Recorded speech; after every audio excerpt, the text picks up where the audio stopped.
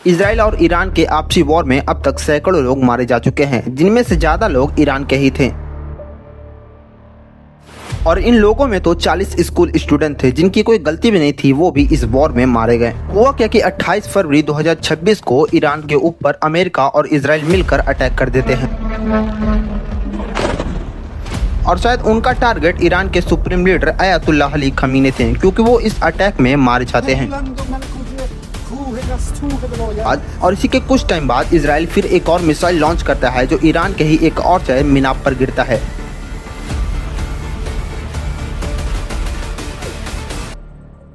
और वो missile direct जाकर एक गर्ल्स स्कूल को हिट करता है, जिसमें 40 गर्ल्स स्टूडेंट मारे जाती हैं। The United States Israeli bombing of the Minab Elementary School. और ये one of the most dangerous moment है जियोपॉलिटिक्स में, क्योंकि अमेरिका और इसराइल ने किसी देश के सिविलियन को डायरेक्ट हिट किया है और वहाँ के सुप्रीम लीडर को भी मार दिया है। और ये देखा जाए तो इथिकली और मोरली दोनों ही गलत हैं। पर अब सवाल ये है कि मामला यहाँ तक पहुँचा कैसे, क्यों इसराइल और ईरान एक दूसरे को मारने पर तुले हुए हैं। देखो, ट्रस्ट करना मुश्किल होगा कि जो इसराइल और ईरान आज एक दूसरे से लड़ रहे हैं वो एक समय पर अच्छे दोस्त हुआ करते थे। 1979 से पहले ईरान में कोई इस्लामिक गवर्नमेंट नहीं थी। ईरान एक मोनार्की गवर्नमेंट था, यानी कि वहाँ पर राजा का राज चलता था और वहाँ के राजा थे मोहम्मद रेजा पहलवी। और तब ईरान का अमेरिका और यूरोपियन कंट्री से बहुत अच्छी खासी दोस्ती हुआ करती थी। इनफैक्ट ईरान वेस्टर्न कल्चर को अपनाना चाहता था, जैसे की मॉडर्न मिलिट्री, मॉडर्न मशीन और ऑयल ट्रेड वगैरह। और जब 1948 में इसराइल बना तो बाकी के मुस्लिम कंट्री इसराइल को एज अ कंट्री मानने से डिनाई कर रहे थे। लेकिन उस समय के ईरान के किंग मोहम्मद रेजा पहलवी ने पहली बार इसराइल को एज अ कंट्री एक्सेप्ट किया था और ईरान इसराइल के बीच में ट्रेड होना शुरू हो गया था। इनफैक्ट कई सीक्रेट मिलिट्री प्रोजेक्ट भी हुए थे। लेकिन 1979 में ईरान के पॉलिटिक्स में एक टर्निंग पॉइंट आता है जिसने ईरान के पॉलिटिक्स को हिलाकर रख दिया। 1979 में ईरान के पॉलिटिक्स में एंट्री होती है अयातुल्लाह अली खमीनी की, जो मोहम्मद रेजा पहलवी को सत्ता से बाहर निकालकर फेंक देते हैं अपने एक रिवोल्यूशन से, जिसके बाद ईरान एक इस्लामिक रिपब्लिक कंट्री हो गया। यानी कि ईरान की गवर्नमेंट अब रिलीजन के बेसिस पर चलेगी और सारा सिस्टम शिया मुस्लिम के आइडियोलॉजी पर बनाया गया था। अमेरिका और वेस्टर्न कंट्री को पूरी तरीके से रिजेक्ट कर दिया गया।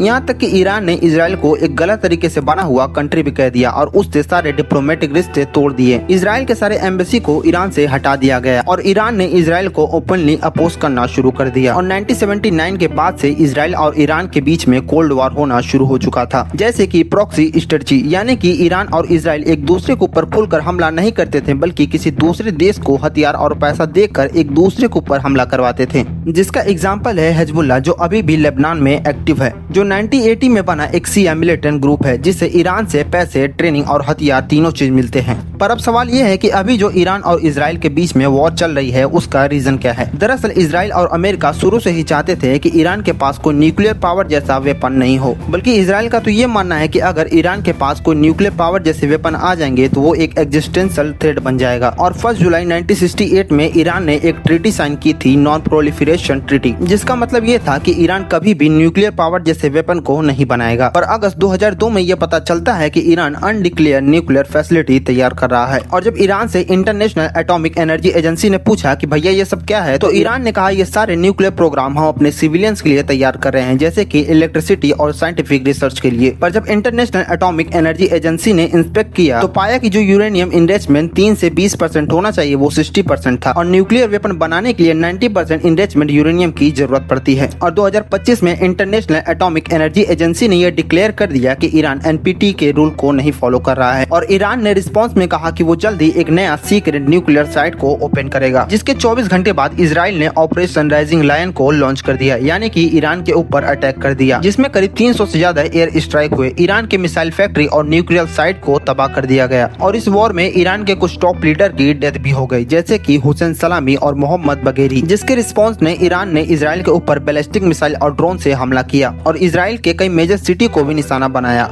और फिर 24 जून 2025 को अमेरिका बीच में आता है और सीज फायर होता है और दोनों ही कंट्री ये क्लेम करती हैं कि वो दोनों ही इस वॉर को जीत गई हैं। इसराइल का कहना था कि हमने ईरान के न्यूक्लियर पावर प्लांट को डिस्ट्रॉय कर दिया और उनके टॉप लीडर को भी मार दिया।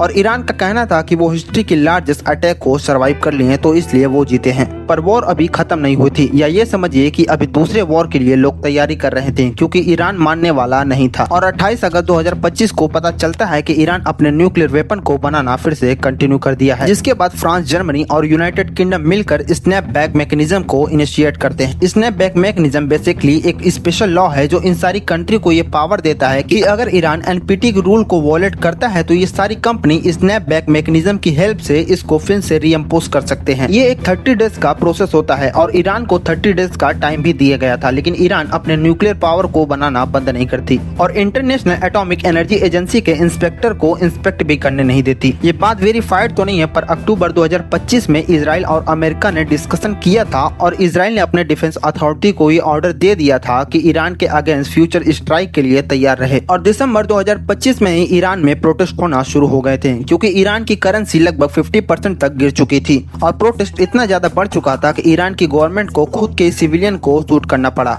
जिसमें लगभग 3117 लोगों की डेथ हो गई। और ये सारी डाटा गवर्नमेंट की है, जबकि ह्यूमन राइट एक्टिविस्ट बताते हैं कि इस प्रोटेस्ट में लगभग 7000 लोगों की जान चली गई थी। और यही सब देखते हुए ईरान पूरे देश में इंटरनेट बंद कर देता है ताकि प्रोटेस्टर एक दूसरे से कोऑर्डिनेट न कर पाएं। और अमेरिका के लगातार प्रेशर की वजह से ईरान इस बात पर एग्री करता है कि वो कभी भी न्यूक्लियर बम नहीं बनाएगा। और ये सारी बात 27 फरवरी 2026 की है, लेकिन फिर भी 28 फरवरी 2026 को इजराइल और अमेरिका मिलकर ईरान के ऊपर अटैक कर देते हैं, जिसमें सैकड़ों लोगों की जान चली जाती है। और अब तो ईरान भी जंग में उतर चुका है और ये वॉर इतनी जल्दी खत्म नहीं होने वाली है। न सिर्फ ईरान और इजराइल ही इस वॉर से अफेक्ट हुए हैं, बल्कि कई और बड़े बड़े कंट्री भी इससे अफेक्ट हुए हैं, जैसे कि कतर, दुबई, ओमान और सऊदी अरेबिया जैसे बड़े बड़े देश अफेक्ट हुए हैं। न सिर्फ यहाँ पर रहने वाले लोग, बल्कि जो यहाँ पर घूमने आए थे वो भी इससे अफेक्ट हुए हैं, वो भी अपने घर नहीं जा पा रहे हैं। इंडिया का स्टॉक मार्केट भी क्रैश हो गया सिर्फ और सिर्फ इस वॉर की वजह से। और अगर ये वॉर लंबे समय तक चली तो पेट्रोल डीजल के भी दाम बढ़ेंगे और सीधे सीधी महंगाई बढ़ेगी।